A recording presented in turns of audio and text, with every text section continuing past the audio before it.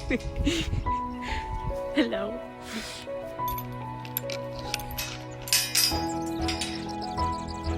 You have to let me in. You have to move.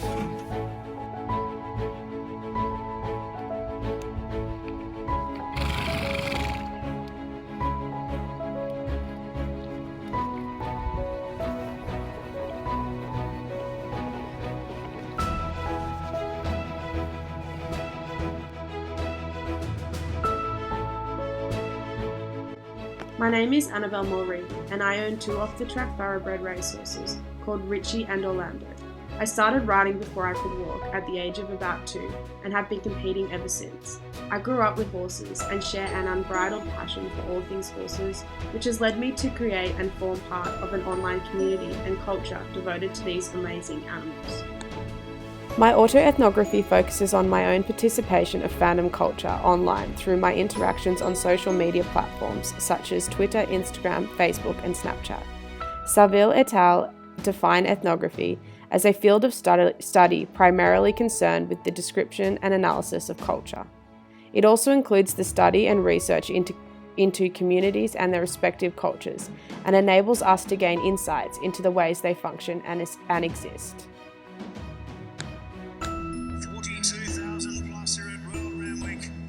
It's a very special horse, and it's just brought the nation together. I feel like I'll never ever see a horse like this in my life. She's an absolute star. So what are fans? Duffett, in his journal article, Fan Practices, defines fans as admirers, as connoisseurs, as collectors, as subjects on a quest to find their individual identities and express their own style.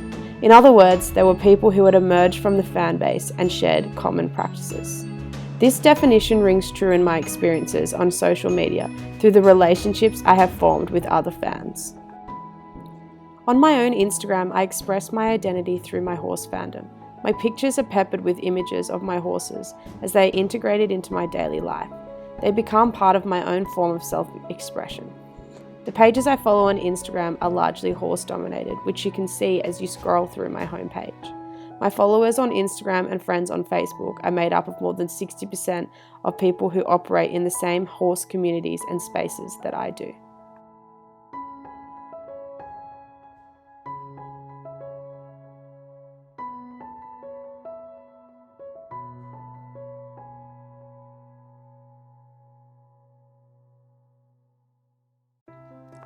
One example of fan participatory culture is fan activism.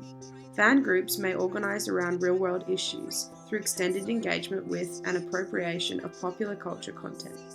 Fan activism can thus also be understood as fan-driven efforts to address civic or political issues through engagement with and strategic deployment of popular culture content. Such efforts to change the status quo are often conducted through the infrastructure of existing fan practices and relationships, and often framed through metaphors drawn from popular and participatory culture. Recently, a 7:30 report by the ABC highlighted the treatment of racehorses as some were being sent to abattoirs and killed inhumanely. This caused public outcry on social media, and due to my high numbers of followers and friends involved in the horse industry, it sparked debate online.